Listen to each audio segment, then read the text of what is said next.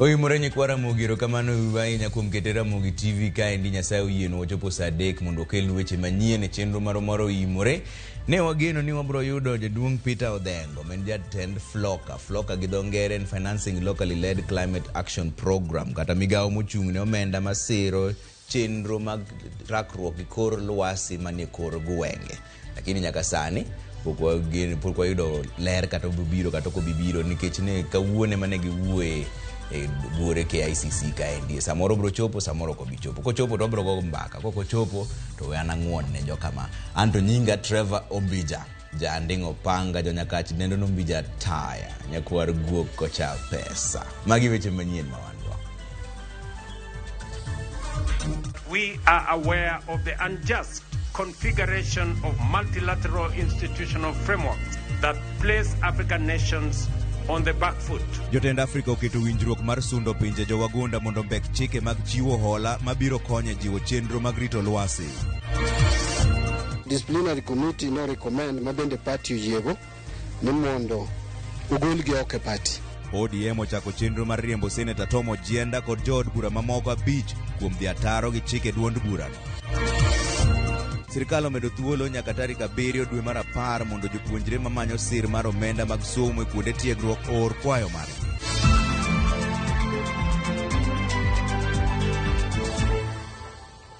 Erokamano ahinya kuom keto RAMOGI TV kaendi. Jaloko marwa en Wilson Ochuka, jawo mabe. Koro wachaka ni weche manyien. Ni galamoro mar pinje Afrika ewi chal mar lwasi ochopo e gikone kar romo maduong' mar KICC manie buore Nairobi kaendi. Romono mane okawo ndalo 3 ong'ado mondo pinje jowagunda omi pinje Afrika omenda mar kedo gi lokruok mar kor lwasi, kaluwore ni pinje maokogo ema ketho kor lwasi gi atamalo 85. Kaka jafwambo marwa Chris Owino lero, romono bende ne dwaro mondo otim lokruok ewi chenro mar miyo pinje Afrika hola e kinde dwaro mamoko bende.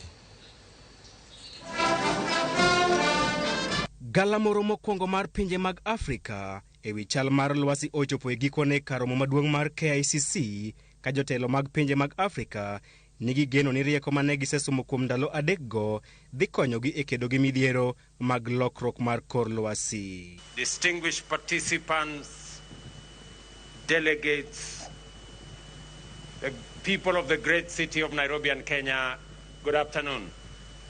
Hamjambo.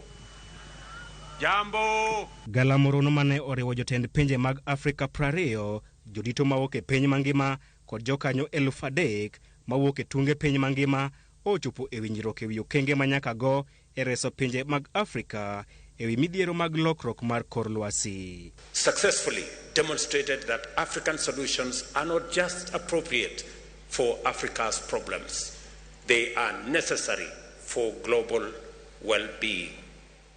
Our Agenda 2063 is an agenda for the benefit of all humankind, and the Africa we want aligns with the planet we need. These 2 events that have been mentioned, but before that we need to galvanize and muster all our efforts and bring in these dynamics. Romono ong'ado gi duol achiel ni pinje mosedongore nyaka duok piny tiyo gi gigo magolo iro mochido mag carbon maketho lwasi, kaachiel gi chopo singo mar konyo pinje modhier gi omenda mar kedo gi midhiero mag lokruok mar kor lwasi.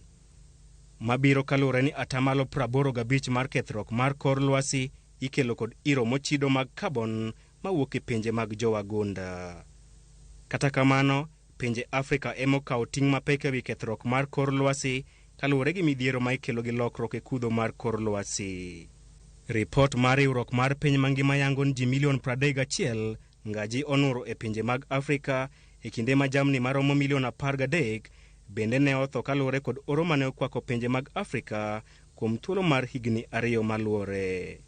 E winjruok ma otise kaka Nairobi Declaration, pinje mag jowagunda onyis mondo kaw ting' ewi kethruok mar kor lwasi mar miyo pinje modhier kony mar omenda mar kedo gi midhiero mikelo gi lokruok mar kor lwasi. The world needs to come together to make available, accessible, adequate and affordable climate finance to the developing countries, including Africa, for effective climate action and meeting their NDCs.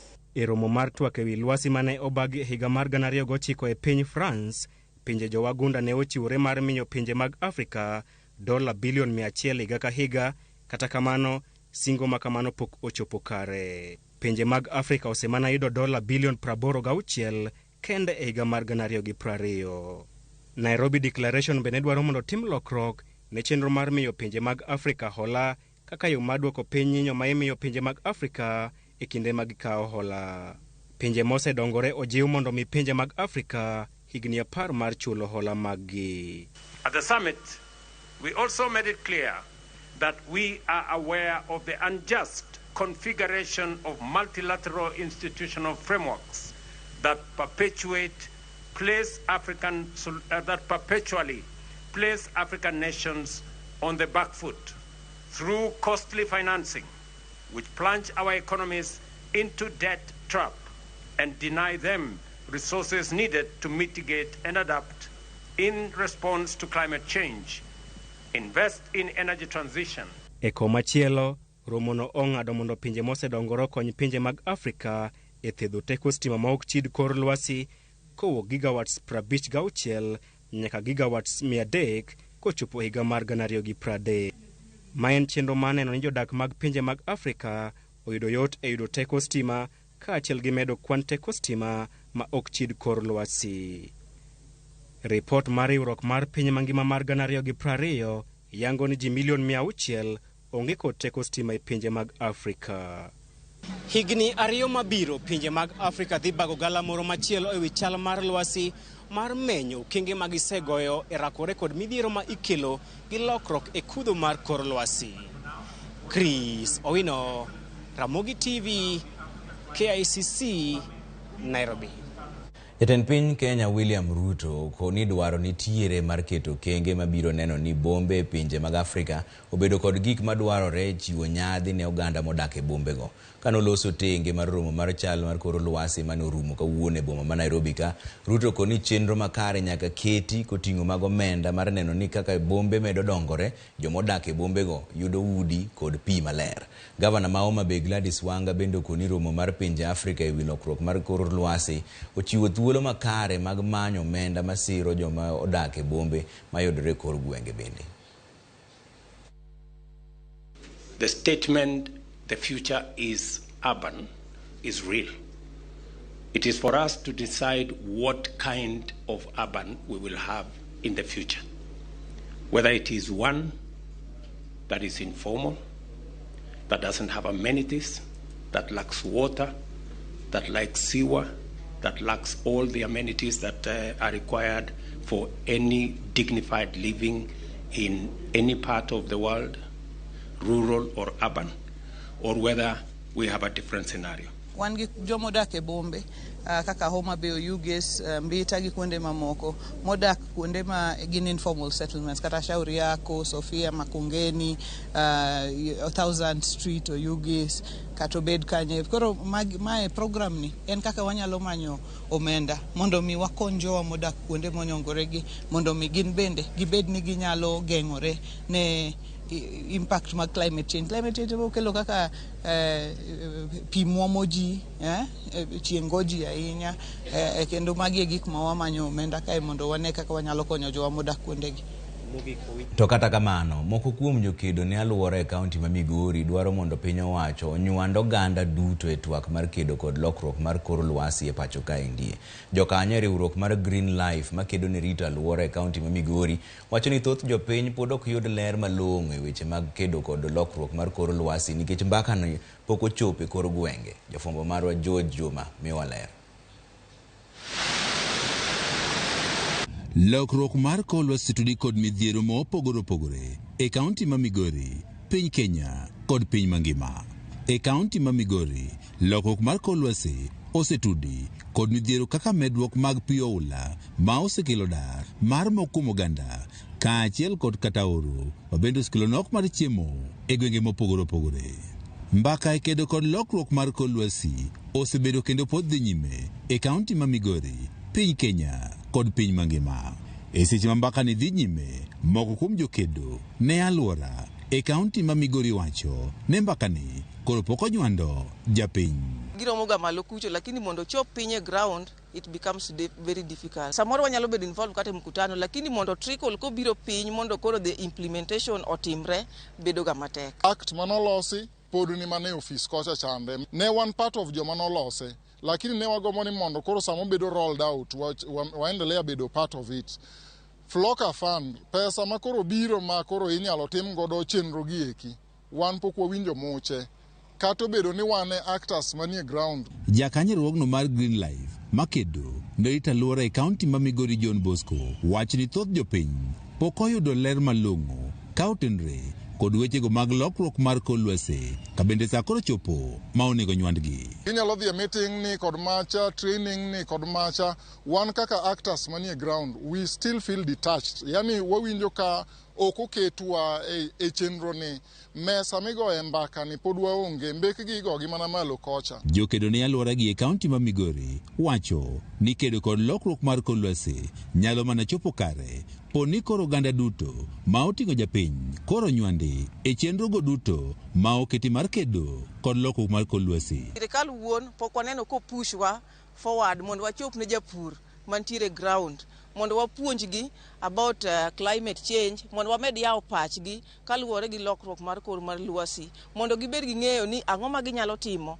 Adieri mantie ni jopiny ok olony gi weche motenore kod climate change. Mane momiyo pollution timore kinde ka kinde. Gi wach ni twak mathoth mag kedo kod lokruok mar kor lwasi koro itimo mane apises kata magawa tok tergi e kor gwenge kama jopiny bende koro onego puonji e tich ma onego gitim e kedo kod midhiero ni. E kor gwenge giminyalo tim maduong' en puonjo ng'at mantiere piny e ground. Nikech ng'eni joka ema nigi lo.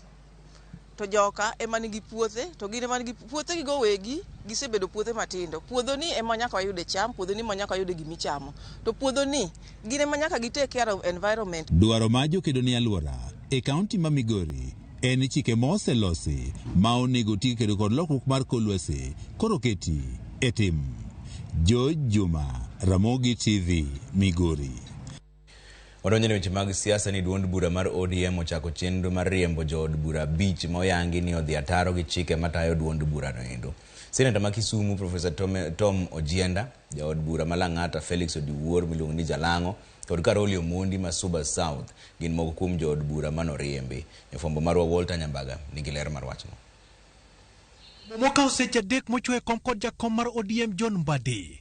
Ogai mar ODM Raila Odinga kod jodito mamoko mag duond buch ODM oweyo ka koro duond bura mar ODM ochaka yanga chenro mar thicho oko jood bura bich mokelo kanyakla Senator ma Kisumu Tom Ojienda, jaod bura ma Suba South Karoli Omondi, jaod bura ma Geme Lisho Chieng' Odhiambo, nyawadgi ma Bondo Gideon Ochanda, to kod jaod bura ma Lang'ata Felix Odiwuor mong'ere kaka Jalango. Kaluwore gi gik ma gisewacho gi kaka gisetimore, ang'wen kuomgi odhi kata mana notamore dhi komigi thuolo nyadiriyo mondo gidhi before disciplinary committee ne ok gidhi. Disciplinary committee no recommend mabende party oyiego ni mondo ogolgi oko e party.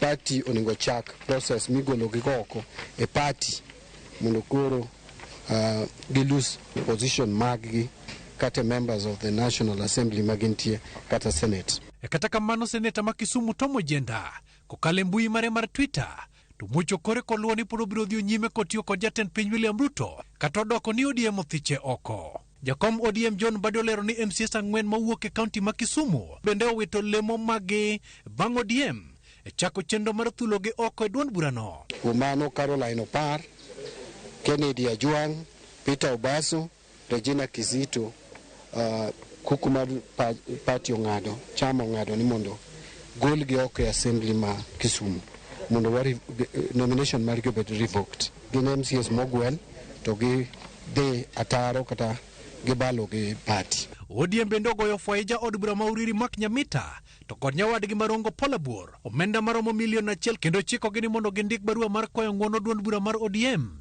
e ndalo 7. Ka luwore ni gin ne gidhi magi dhi mbele disciplinary committee kendo ne gichiwo ne gitemo chiwo gik ma giparo nomiyo gitimo gibehave kaka gibehave no kata gitimo gik mane gitimogo, to kata bedo ni kamano to party owacho ni nyaka migi siem mager ahinya kendo nyaka gi kwa party ng'uono e ndalo 7 mabiro, to kendo nyaka gichul fai mar $1,000,000 ng'ato ka ng'ato e ndalo 60, e bwo ndalo 60.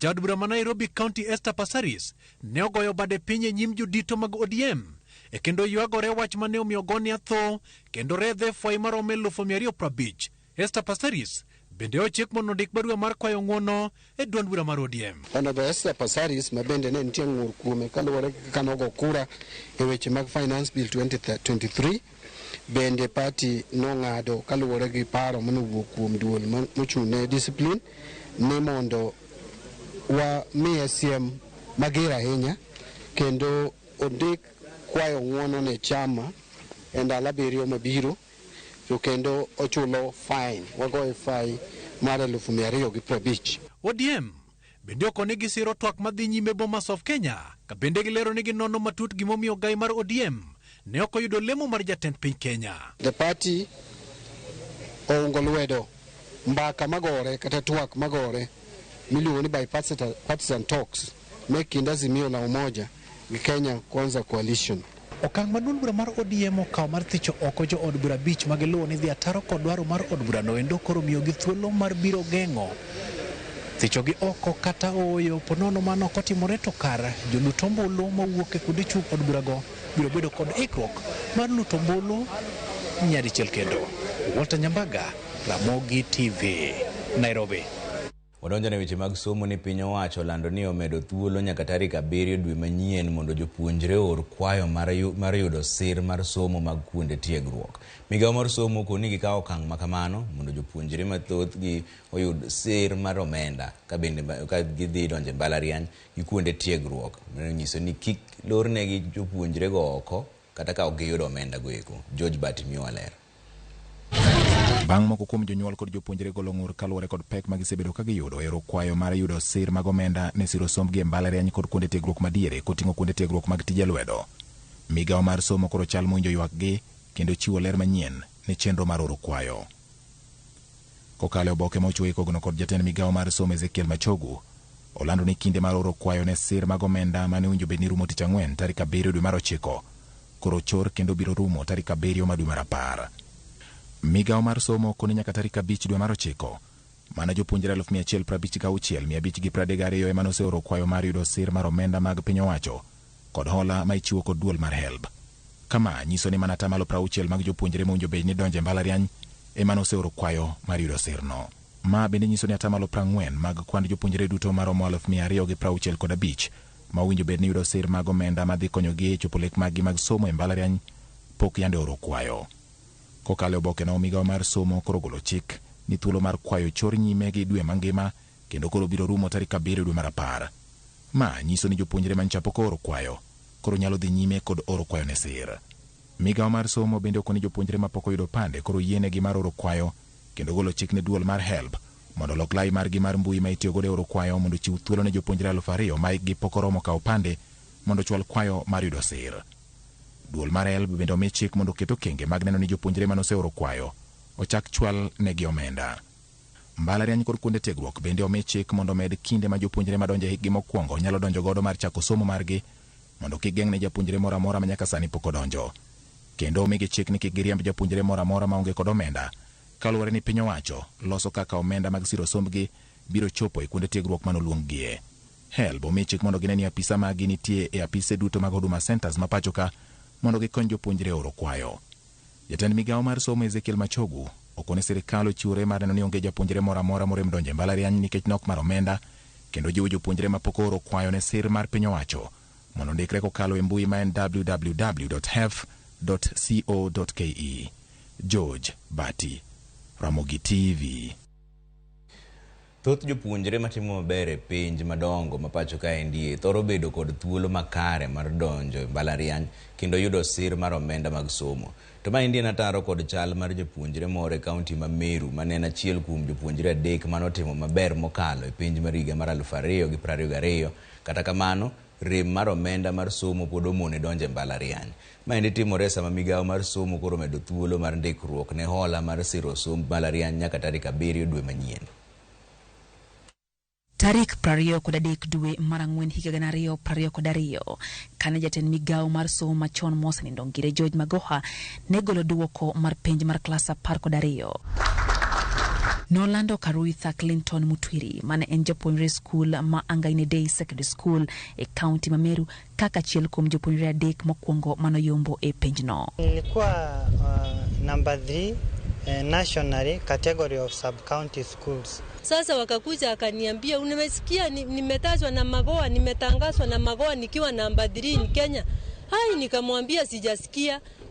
Dakika hivi nikapigiwa na mwalimu wake alikuwa anaitwa Mrs. Bundi, alikuwa wa primary. Akaniuliza Mama Clinton, angalia TV. Nikamwambia sina TV, kwani ni nini? Hujui mtoto wako amepita amesoma na Magoha akiwa namba 3. Ai, sasa hapo nilipiga tu magoti nikaambia Mungu asante, ulisikia maombi yangu. Karuitha kod familia mare na opongi mor kagin kod geno ni duoko maberno biro yao ne yore mag yudo somo makare. Matumaini yangu ilikuwa sasa juu ametangazwa Kenya nzima, nikafikiria kuna mtu msamaria mwema atatokea tu amsaidia endelee na masomo. Sasa nashindwa hata baada ya jina langu hata kutokea kwa news zenyewe hiyo mwaka hakuna ambaye ameweza kujitokeza. Higa achiel gi dweche ang'wen bang'e Karuitha pok odonje ka tiegruok nikech nok mar omenda. Min mare man janyuol marito nyithinde kende owuon maonge wuoro onge kod nyalo mar chulo omenda mar somo maromo siling 110,010 tam ka tam e ka tiegruok ma Kabarak University mane oluonge. Hiyo Kabarak aliito ilikuwa na pesa mingi, sikuweza kuafondi kumpeleka huko. Sasa tukakaa naye nyumbani mpaka saa hii. Mano miyo manyo thuole ka tiegruok makemo bang' temo nyadeuchiel yudo thuole kuonde tiegruok mamoko e kaunti ma Meru. E rangach mar ka tiegruok makemo waromo gi Karuitha gi min mare ne gichopo yudo thuole ka tiegruokno, kata kamano geno giogore Luanda bang' tend ka tiegruokno remruake nikech onge mar omenda. Mimi nilikuja hapa nikijua watakubali wangoje hiyo Europe ndio mtoto aingie shule aendelee kusoma, lakini wakati tumejaza hizo mafomu tukafika pale kwa finance wakasema wanataka hiyo bank slip ama hiyo message ya M-Pesa. Sasa hatukuwa na hene. Min mare ntiere kod kwayo ne jatend piny Kenya William Ruto. Tafadhali Mheshimiwa Ruto, nikiwa hapa kwa geti ya Kemu University tumekosa namna.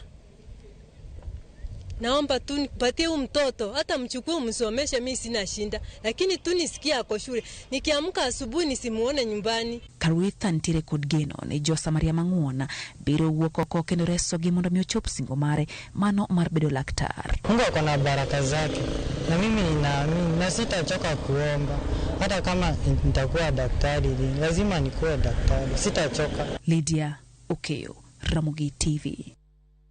Kambi mar Worldcoin ukichore gi chien e tudruok mag masinde gi tuo mora mar wang'. Ma biro tok moko kuom joma ne omenyo tong' wang'gi golo ywak ni giseyudo chiedh nade nyaka ne meny wengegi. Weg kambi mar Worldcoin manochopo e nyim komiti mar od bura olero ni ne gichopo e pacho ka endi e yor chik kendo ne opuodhgi e chenro mar ndiko jo Kenya e chenro mar ohala mar mbui motisi gi dongere ni cryptocurrency. Jafombo marwa Simfros Okinda miyo waler mar wachni. You know, we missed like 2 or so days. Weg kambi mar Worldcoin ochopo nyim komiti mar od bura mar lero moko kuom weche mosebedo ka nyuolore kaluwore kod kawo nondo ganda mane gitimo e pacho ka. Jatelo mar kambi mar Worldcoin Alex Blania olero ni kambi mar Worldcoin geto konyo gande pogo dhano mar adier e mbui kaluwore kod lony manyasani masani okiko chenro mathoth e mbui. Is a way for all of us to verify to each other that we are actually human beings and we are not neural networks. So that, and what it practically means is I might go to Twitter, I might scan a QR code and log myself in with World ID and just verify I'm an actual human being. Alex bende olero ni kambi no bire pacho ka yor chik koluo kambi magitiyo godo mar Tools for Humanity. A couple weeks, we submitted registrations for both of our entities, Tools for Humanity Corporation and Tools for Humanity GmbH, the German. Secured registration certificates as data controllers for both of those entities. This led on 2nd August of this year, Cabinet Secretary Awalo to observe that as far as the Data Protection Act of 2019 is concerned, Worldcoin were acting within the law. Kambi mar Worldcoin bende okwedo weche maliekore ni masindegi nyalo bedo ni nokelo tuo mar wang' ne moko kuom jogo manomeny tong' wengegi. WorldCoin osingarita makare ne nondo ganda magikao. Instead, what we are building is designed to protect privacy, to enhance privacy. From the inception of the project, even before I joined almost 3 years ago,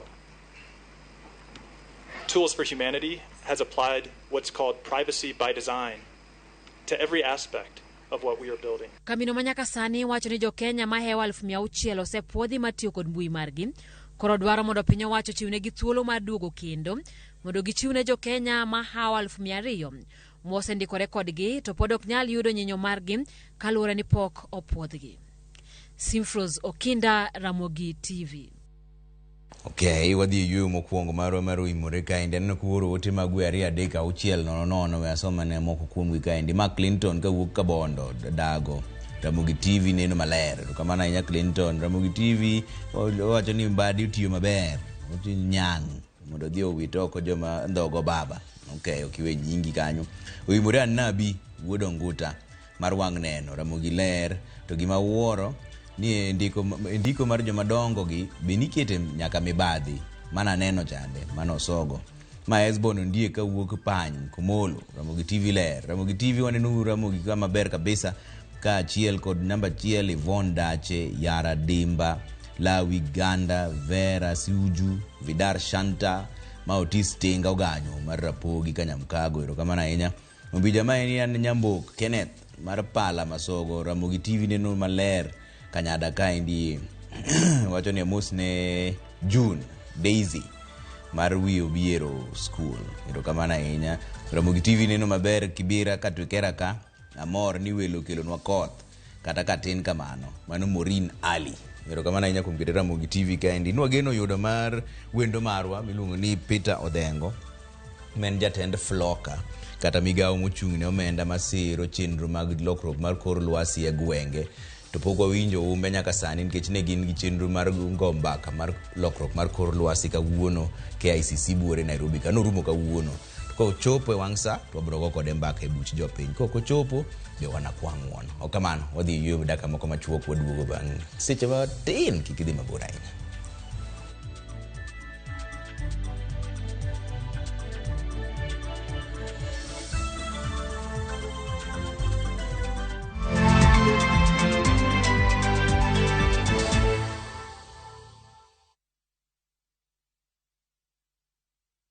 It's another holiday and the little ones will be all over in your space. Why not let them meet Tilly, AJ, Kim and Pendo for some great inspiring stories in the Hummingbird Tales. You know, as we grow up, we can change what we want to do.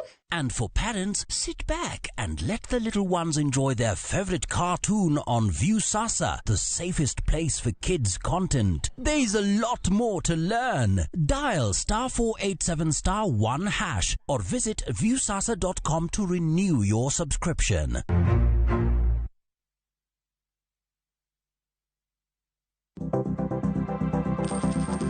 Inyalo goyo kwan kod omenda ma aching' kata ma ikete bahasha ka isiko itiyo kod omenda mohingo kaka onego itigo. Tema ne keto e bahasha omenda ma idwaro tiyogo kama moko to ikung kata ika.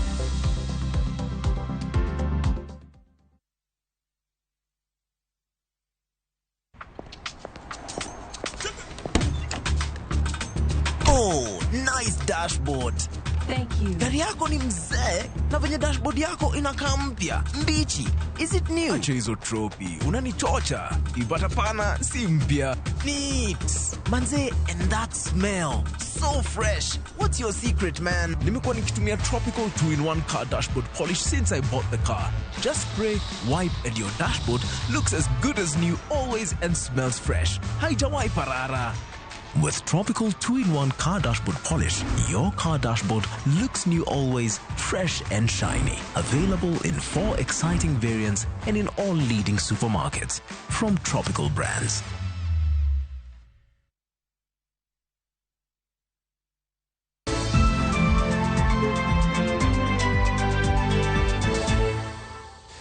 Erokamano kuom keto Ramogi TV kaendi wadhiane mbele gi weche manyien ni ringre ariyo yudi e bugo mar dag mo mane obila ma Kisumu yudo nyoro e kar dak mar Lolwe. Ringre mokwongo nogole bugo no nyoro godhiambo kinde mane apisa mag Kenya Petroleum dino dundu mane okony mar kwalo mo. Ringre mar ariyo ne oyud kawuono tok golo mo mane nitiere bugo no endo. Ringre go tere kar thieth mar Jaramogi Oginga Odinga. Nyaka sani onge ng'at mosemaki kaluwore kod kuo makamano.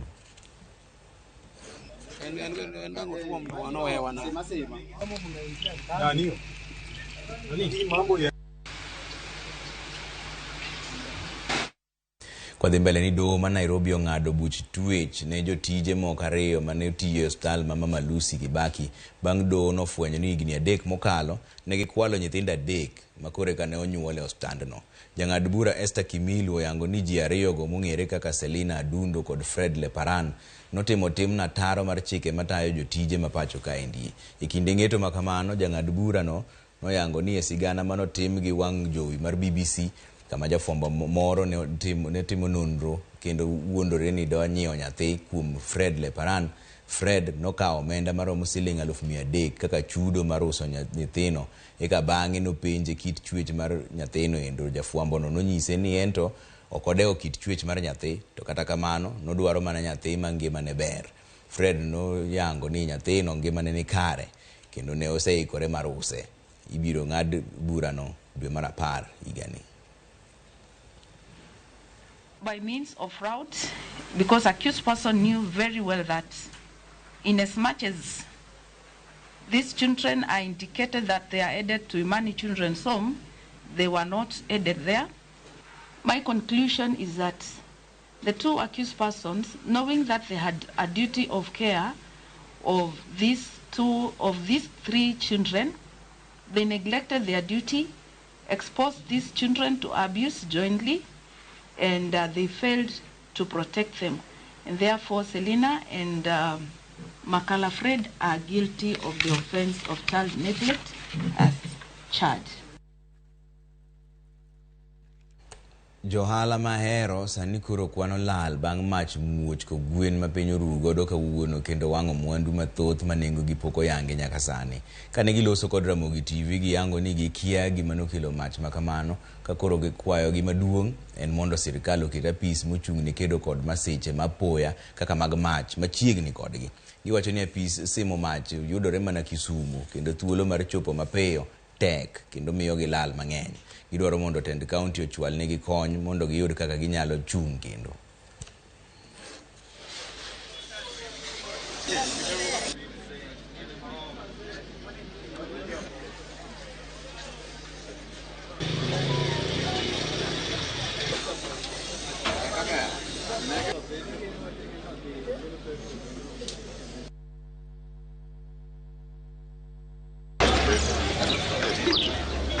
Awuono ko chopo otieno sa 10 nogonwa simo kan ka gi jakomba motelona mondo waring wabia na hero wang'i gima timore. Ko wachopo to wayudo ka hero liel ute liel murumo te onge gimoro kata chiel ma okony. Walalo mwandu mang'eny kabisa kendo wahinyore. Aseyuak ka jowadwa. Jowa moko feint moter nyaka osuptal ne wach gimotimore ni. Ok wang'e kata kuma mach noaye. Wayudo lit kendo walal mabor. Machakre kawuono wan wadhi bet mane dhot. Kora wacho ni ka kwayo mana gavana marwa kaachiel kod assistant mare gi wabunge wa gi MCS wa mondo mi giwuog oko gibi gi organize arambe moro. Arambe ne madang konywa piyo piyo. Mopogre ga arambe no bro budho. Twakwayo jo gavana ni koyie to kelwa station achiel moro mar jo fire brigade kae mondo konywa nikech kinegi ya Kisumo to yudo ka gimoko te osekethore.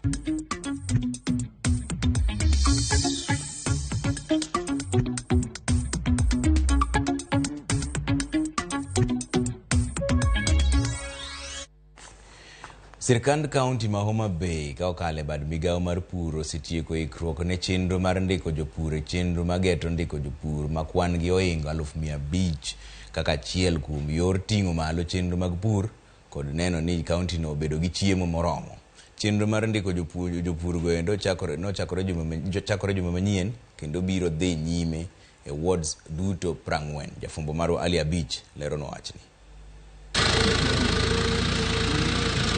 Migawo mar pur e piny owacho ma Homa Bay osebedo ka tiego jogo mabiro tayo chenro mar ndiko jopur, chenro ma itimo mar ng'iyo kwand jopur mantie e kaunti no, kothe ma opogore ma gipidho kod lach mag puothe ma gisebedo ka gipuro. Jalup gavana e kaunti no Yugi Magwanga oyango ni chenro mar ndiko jopur e kaunti no biro chakore juma manyien kendo gigeto ndiko jopur ma kwandgi oingo 500 e kaunti no mangima. Wabiro chako exercise ni chakre samora mora e juma manyien. Wadwa ni mondo wandiki jopur ma ok thin ne 500,000. Magwanga wacho ni chenro mar ndiko jopur biro konyo kaunti no e ng'iyo kit kony monego bed ni miyo jopur kaluwore kod gwenge ma gipure, ng'iyo kit kothe ma opogore ma gisebedo ka gipuro kod manyo yore minyalo migigo sir motegno mar bero sekta mar pur e kaunti no. Ka watimo budget kaka migawo mar pur kod pith, to wang'eyo ni pesa mwanyalo keto e migawo no romo nade,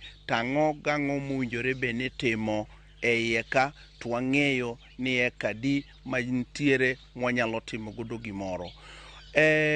Data mwachokoni biro konyo godo the national government ka sama koro wa register for subsidized fertilizer, to wang'eyo ni jadi ma puro dhano madhi timo registration dhano 503 mano ng'eyo ni jadi ma puro dhano madhi timo registration dhano 503 mano ma wakao kaka agripreneurs kata jomiluongo ni enumerators ma dhi choko nwa data gi. Moko kuom jopur mane walosogo osiro mokalo chenro no ka gidwa ni mondo sirkand kaunti no bang' tieko chenro mar ndiko kendo kawo nonro mag jopur obi ochiwnegi sir motegno mondo giyud konyruok kaluwore kod chenro mag pur ma gitimo. Ka nitiere kaka ginyalo upgrade nwa weche mag pur, wanyalo yudo certified seeds, wanyalo yudo fertilizer mwatimo godo genene de pur manyasani.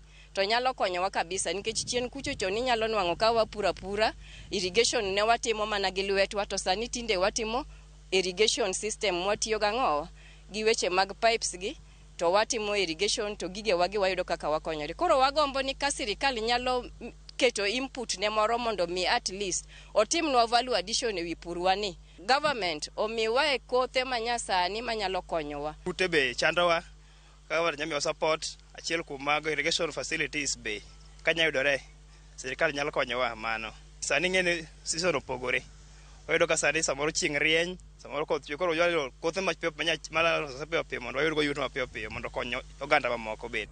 Jopur okwa mondo bi ochiw nonro margi mondo kony sirkand kaunti e yore minyalo konygigo. Ali Abich, Ramogi TV, Homa Bay.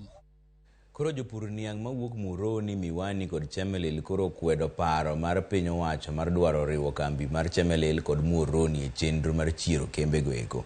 Jopur wacho ni giyie mondo piny owacho kel joket mwandu mondo chir kembego, to kata kamano onyiewogi giwegi ma ok ni riwogi. Jopur go ne ochopo mbele komiti mar pur mar yor chiwo pachgi e wi chenro mag piny owacho mar neno ni kembe ma sirkal ochako tich kendo. Jood bura kata kamano ne onyiso jopur go ni girew lwedo paro mar piny owacho mondo us kembego.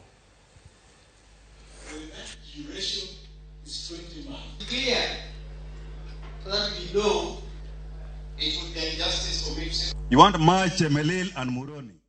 That has to be addressed. Where are these farmers going to go? Because that's their livelihood. Chemelil the same, Miwani the same.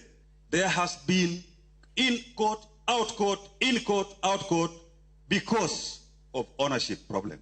Government doing business and running factories is no longer viable. Whether you go to heaven or hell, it is no longer viable. I want to tell you, my brothers, where is the sugar, where is the pan paper mills? Where is even Sunset Hotel that was owned by government? Where is the African Tours hotels that were all over here? Where are the many things that, where are the, what is called the cotton industries? Government can no longer be able to do business and run those factories. We must let the private sector drive business in this country. We must leave government to make regulations and not just regulations to stifle growth, regulations which are light touch to make sure that there is efficiency in the field.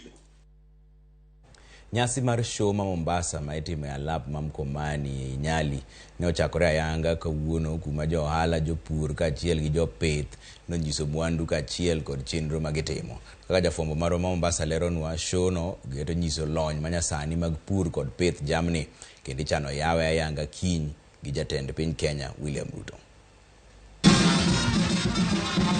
Ne en mor kod ilo e alap ma Mkomani Showground Mombasa. Kae, band mar obila ne omako wang' jogo mane oyuore kar nyisruogno kaluwore gi wende kod pangruok margi. Mor ma kamano ne bende onyiedhore vibanda mopogore kuma jo ohala manyiso mwandugi ne temo lombo wang' ji gi yore duto. Achiel kuom vibanda mane watime limbe en mano mar duol mar od bura mane nyiso ganda chenro mopogore mitayo e od bura. Na hapa pia tuko na ansad hapa. Ikiwa mtu mmoja anaweza kusema labda mimi mbunge wangu wa Changamwe nataka nimuone alikuwa ameongea bungeni ama hajaongea, tutakuwekea pale na tutakuwa na screen, utamsikia Mheshimiwa Omari Mwinyi akiweza kuongea katika ile mijadala ambayo imefanyika bungeni. Chike mopogore mosekadhi e od bura kod mago mapodi twak ne opedhi ne jopiny mabende ne omi thuolo mar golo pachgi kaluwore gi chenro magitayo. Kwa hivyo tuwakaribisha wananchi ambao pia wako na petition zao, pengine labda walikuwa hawajui watatutumia njia gani, wakija hapa maofisa wetu wako watawaeleza. Kuna wale wako na inquiries zao, wanataka labda bunge liweze kufanya inquiry kwa matatizo nyeti katika eneo bunge zao, wanaweza pia kuja hapa na kuweza kusema, na mambo mengi sana, na hata feedback pia za kutuelezea sisi kama bunge la kitaifa linaenda sawa ama linaenda vibaya. Komachielo, jopith mag jamni ne bende onyiso jambgi mathothgi gipidho e lony manyasani mar kelonegi yuto makare. Kae ne wayudo jopith mag dhok mag chak. So kuna ng'ombe yetu ambaye anatoa maziwa mengi kuliko yule mwingine, hata endo alikuwa mshindi. Ni huyu ng'ombe ambaye yuko hapa nyuma. Yeye anatutolea maziwa kwa siku, anaweza toa zaidi ya average anatoa maziwa lita 22 kwa siku. Na ukilinganisha na hizi ng'ombe nyingine, hii ndio inatoa maziwa yaliyo bora kuliko wale wengine, kwa sababu hii ndio inaitwa chasi. Jopur magalode kaachiel kod cham ne bende onyiso kit lony manyasani magitiyo godo e pur kendo jiwo oganda mondo mi oket maino e lony makamago to chutho kaluwore gi wach lokruok mag kor lwasi. Jo ohala matindo ma bende ne oyuore shono ne onyiso geno mar yudo ohala maber kaluwore gi kwan dhano mantiere. Ji dhi biro mang'eny nikech aneno ka kero makore ga Bugiswamar sani. Koro jo Mombasa dhi biro mang'eny kendo ohala dhi timore maber, kata no wuono ohanda niendi dhi timore maber moingo higa manokalo, nikech higa manokalo polisi ne ng'eny moingo dhano, to dhano ema ng'iewo ice cream. Koro sani dhano ng'eny, dhano sani ng'iewo ice cream mochamore gi non, to kawuono mochake tema sayudo pesa. Je ka Jumapil dhi gik dhiro pesa marom nade? Koro anala man ker mondo bi oyaw ka mondo wachak ohala maber.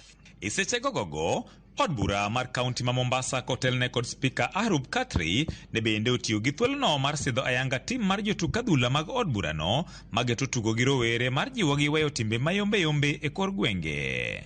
Na vijana pia wamewachiliwa ovyo ovyo, wengine wanaingia kwa madawa ya kilevya, wengine wanatumia mambo mengine mabaya machafu, wengine wanatumia mapanga huko mitaani. Tukasema wacha tufanye hii tournament kwa miezi mitatu ili tuwa keep busy hawa vijana. Show ma Mombasa ochakore ayanga odiochieng' ma kawuono ni kuma jo ohala manyiso mwandu mopogore ochopo kageno margi ni en ni dhano dhi bedo mathoth to chutho bang' koseyaw ayanga kiny gi jatend piny William Ruto.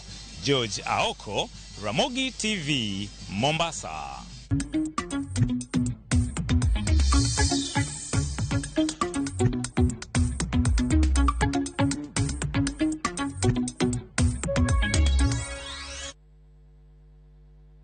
Mombasa to kurwa dhi ywe moro machuok e chenro mar OIMORE ka wang'e ne wacho na ng'e 2-3-6 naneno kwacho ni wan kare Siaya Ramogi neno maler ka wan rachar to kamana ahinya Ramogi neno maler ka wan Homa Bay kokwanyo kiseke ka endie ma Spencer Sala Spencer Musno jo Homa Bay mago jo kor gi Wilson Ochuka.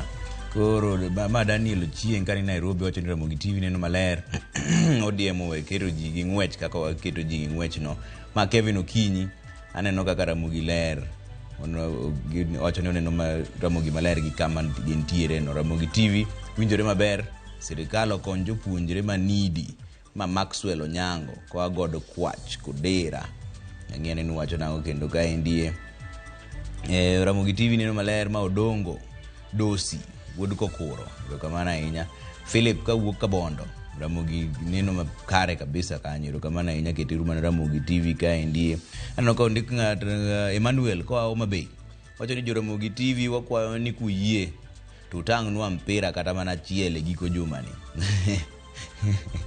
Emmanuel Homa Bay wabro ng'iya ne kwa nyalo tiyo wachno Kevin kan ko yugi Ramogi ler kocho ni okoni well done Ryland team wasaliti waende ondike gi Kiswahili kamano Ramogi TV neno maler odongo dosi wuod kokuro Ramogi an Barak ka wuok Homa Bay Ramogi ler ka endi kabisa ng'ene kanyalo yudo mora chiel ka endi Jacob Biero wuod Asembo to kise bwaja kocho ni Imore Umbija awinji mayom anonga tarongai ka endi gi mino oda Winnie Atieno mongere kaka Mama Kinyi Ramogi TV mora mokalo kamana ahinya jonga tarongai kituru mana Ramogi TV ka endi Barak kuwuok Homa Bay bende pod oronwa ote kanyo wamor nenu kanyo kabisa kituru mana Ramogi TV ka endi nyalo medo orote wari 360 kwa duogo to abro kelon weche mag tuke apani saa koro sedhi ma jaduong' Peter Odhengo manwada neno nen jatend Floka ene monego bed wago kode mbaka e buch jopiny to apani ok odhi nyalo chopo kawuono ang'ine gin gi chenro mang'eny nikech kawuono ema bura mar lwasi ne rume kendo ne gin gi gimoro magiluongo ni Nairobi Declaration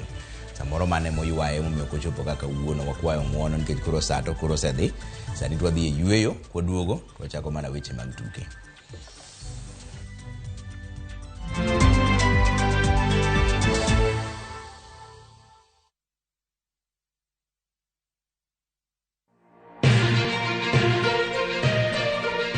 Weche manyien mamulo dhod chunyi maiye gin mago machiegni kodi weche thieth anyuola ohala to kata rita ka utuch to wan kode kotimore skunde e gweng'u ne wedeni kata osiepe magi duto wan go wan kae mar neno ni ng'eyo gima biro kendo bedo gi ikruok motegno onego ing'e gima timore e seche motimore mapiyo piyo to mae e kama iyude wechego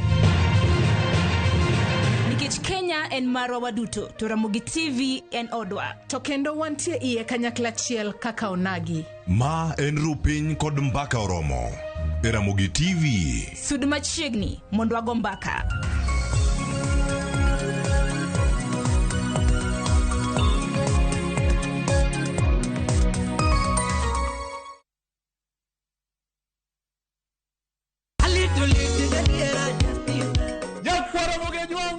Chiegni e show mamit maraktari ma iluongo ni Ramogi Night wakelo go ticha beach katicha beach seche machal kama ka in jahera mar luo benga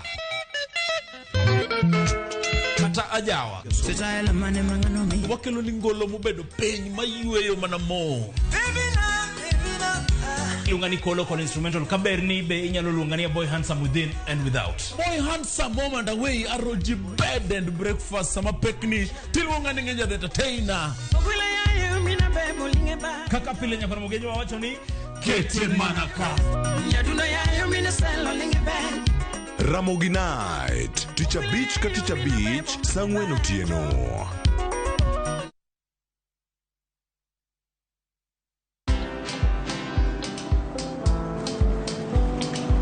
Niaje? Ni kama unashangaa kwa nini naangalia simu with so much focus eh? Usishangae sana. Nimekuwa ndani ya story kabisa. Ni kama ile hali ya juzi. Ni kama nilikuwa hapo iki happen. And when this new market was being opened, ni kama nilikuwa hapo tu. Hata vile local tourists for a special rate at the coast, I was there. And when this new road was being commissioned, I was right there. Na hata wewe, unaweza kuwa ndani ya story wherever you are. Just download Citizen Digital. Stay informed on all the news and events as they happen across the country, the continent, and the world at large. Download Citizen Digital, Kenya's #1 news app.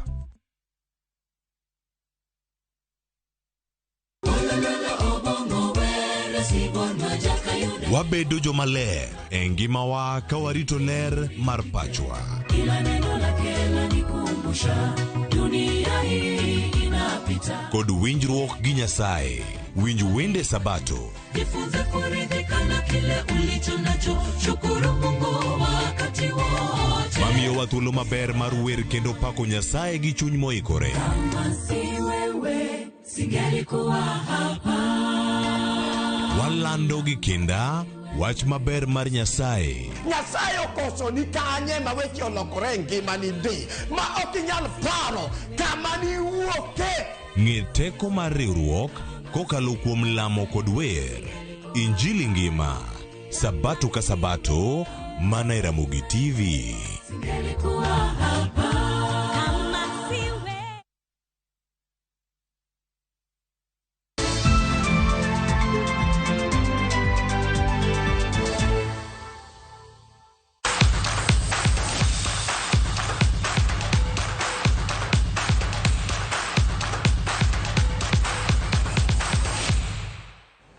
Chaka ni weche mag tuke kaendi ni team mar Harambee Stars ochopo e boma ma Doha, Qatar, kama gidhi bedo gi tugo mag osiep e kindgi kod Qatar kiny tich ang'wen. Jatugo mar Gor miluongo ni Austin Odhiambo en achiel kuom jotugo mane owe chien e dakika mogik gi kocha Engin Firat. Bang' gocho gi Iraq, Stars dhi duogo pacho kaendi kama gidhi rade gi South Sudan e tugo machielo kendo mana mar osiep bende.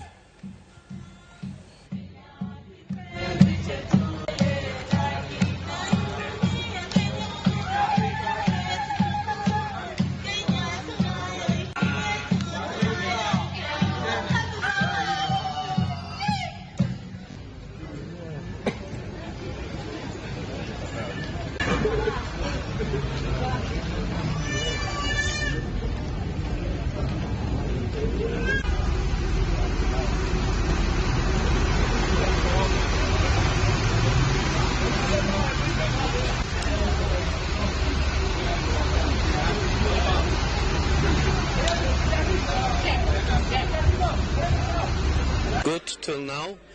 The only problem we had is that most of the foreign-based players came today. So still also Johnson, Omova and Ayub didn't train with us, so we didn't make any training with a full squad.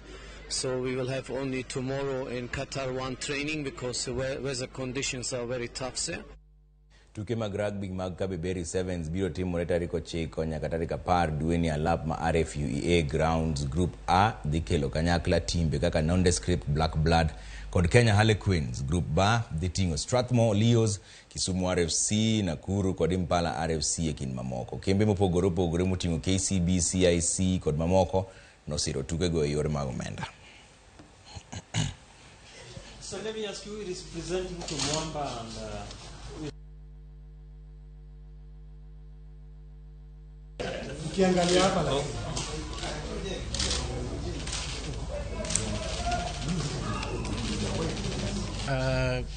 Mr. President, Mr. Chairman, Bona Director,